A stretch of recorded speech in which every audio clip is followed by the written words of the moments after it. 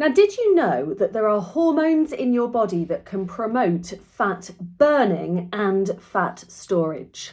I'm going to tell you all about them. I'm Heather and I help busy women feel well. I've got 20 years experience and I've helped literally hundreds of clients achieve sustainable changes to their diets and consistent exercise routines. And in this video, I'm going to explain to you about these hormones that promote fat burning and promote fat storage. And I'm going to explain how you can activate the ones that you want and reduce the impacts of the ones that you don't. Now, the first thing to say is that blood sugars are so important. They're really the foundation of everything to do with our health. So if we can balance our blood sugars through the way that we're eating, you'll find that that is the easiest and fastest and most impactful way to change our bodies. When we're looking at our hormones, we have 8 particular hormones which are involved in balancing our blood sugars. There are 4 which are the most important for what we're talking about today, and those are insulin, ghrelin, leptin, and one called CCK, cholecystokinin. I wonder why they abbreviate it. Now, insulin is one that you have probably already heard of. And when it is out of balance, it stimulates fat storage. And actually, a fat cell cannot grow without insulin being present. So when we eat, our blood sugars rise, our body produces some insulin, the energy goes into our cells, and then it starts again, we eat again later, and it goes up and down like this.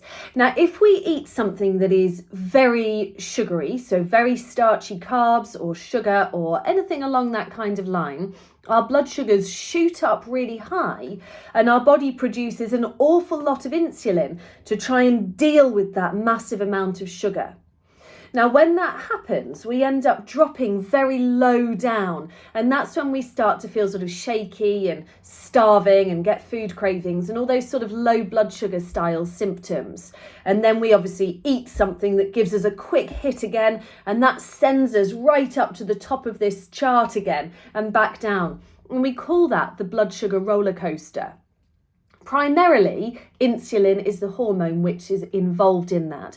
And all the time that we're eating too many starchy carbs and we're shooting our blood sugars up and insulin is crashing our blood sugars back down, we are in a fat storage mode, if you like. Now, the next hormone is ghrelin. Now, ghrelin stimulates our appetite. It's produced in the gut and primarily in the stomach, and obviously it's at its highest before our meals. It's why we get hunger pains and a rumbly tummy. When it is imbalanced, it causes that feeling of constant hunger and that feeling of I just can't get satisfied, and also food cravings as well. Now, what causes our ghrelin levels to get unbalanced is eating too many starchy carbs. And while ghrelin is not immediately involved in this blood sugar roller coaster we were talking about, it is obviously playing a big part there.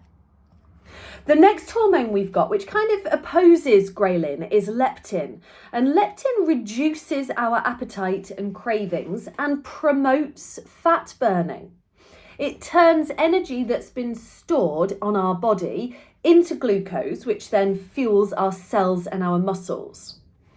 Now, if we have excess leptin in our system, which can be related to having more body fat than we would like to, and again, it can also be related to having more starchy carbs in the diet, we can end up becoming resistant to leptin. So that means that we get more hunger and less fat burning effect. You might know if you are out of balance with your leptin, because about 3 hours after you've eaten, you would tend to feel tired. You might also find yourself struggling to lose weight, and you might find yourself feeling constant hunger even if you've just eaten. And the other thing you'll notice is lots of sugar cravings as well. Now, the fourth hormone is this CCK, cholecystokinin. It's like a tongue twister. Now, this hormone is related to feeling satisfied after eating. It's that lovely, oh, I've had a nice meal and I'm nice and relaxed kind of feeling. And what it does is promote the breakdown of fat. It also promotes the breakdown of nutrients through as they go through our system, and so a deficiency here can really be linked in with the gut as well. Now, if we have low CCK, we will experience more cravings. You'll never guess, but too many starchy carbs can actually dysregulate our blood sugars, as we've already spoken about. That increases our CCK levels, which then can lead to a resistance in CCK. So we then end up with a net lack of CCK in our bodies, which then increase our cravings, and we go round the circle again. Now, you might know if your CCK levels are out of balance, because when you finish your meals, you're then sort of looking around for more food. For me, if I've been too hungry before I've had my meal, I can eat whatever size meal you'd like to put in front of me, and I'll still be crawling around the cupboards looking for something else to eat. And that is related to this CCK. Now, it's pretty obvious how we need to balance these hormones out now. And the really good news is that it only actually takes a few days or so to see some change and balance things out once you've got your diet pretty good. So clearly, it's really important that we're not overeating starchy carbs. But what are starchy carbs?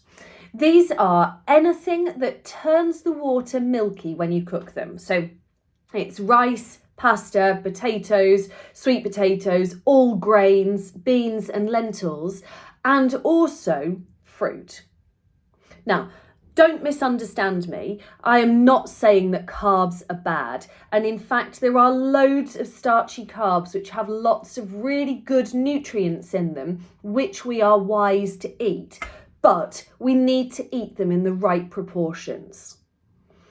So, when you're building up your plate, so every single time that you eat, you're going to start with some protein, and you're looking for about 2 grams of protein per kilo of your body weight per day. Now, once you've got that, you're then going to add your starchy carb portion. And a portion we're going to think of as fitting into the cupped palm of your hand.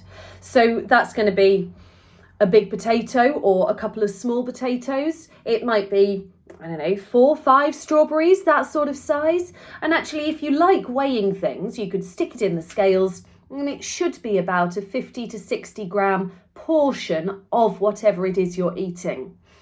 Clearly, the amount of carbs in this handful can vary wildly depending on whether I've got a cupped palmful of strawberries or a cupped palmful of potato. But as a general principle, this is a really nice way to think about building up your plate. It makes it really simple, and over the long term, it all averages out at about right anyway. Then on top of those two things, you're going to add a serving of fat. Now, fat, A, is good for you, and we'll make a separate video about that another day. And B, is the lever. So the protein amount is pretty fixed, the carb amount is pretty fixed, and then the fat can either be increased or decreased based on your body, your symptoms and your goals. So there might be a little bit of trial and error and fiddling around to try and get that right, but you definitely need to be including some fat in each of your meals. Now, it can be a bit tricky to make these meals up, so I thought it was handy to give you a good example of a nice day's meal plan. And I would think of something for breakfast. It might be an omelette made with 3 or 4 eggs. You might put a little sprinkling of grated cheese on the top as the fat portion, and then you might have a little portion of berries on the side or some other fruit to make up the starchy carbs. Now, if you wanted to have a salad or some other form of veg on the side, which isn't a starchy carb, you can have as much of that as you like. You can fill up on that as much as you want to. Then for lunch, you might have a salad with a tin of mackerel for the protein. You might have some olives or some avocado as the fat portion. And you might stick some chickpeas or butter beans into some salad in order to make up the starchy carbs. Then for dinner, you might have a nice juicy steak, which you might cook in a little bit of butter or a little bit of lard. You might serve it with some broccoli, and you might then have a portion of mash made with a little bit of butter on there as well. So there again, you've got the protein, you've got the starchy carbs, and you've got the fat in there as well. I hope that gives you some examples. Now, while this all sounds fairly simple, I'm prepared to bet that it will be a little bit of a leap from what you're already doing, perhaps more than you expect it to be. Sometimes when you start looking at the detail on this, you think, actually, I've got further to go than I realised, even if you are already eating what would be considered a really healthy diet. So I think you might find that you're really surprised by the changes that you can get by just balancing your blood sugars in this way when you put it all into action. So good luck. Let me know how you get on. Please report back.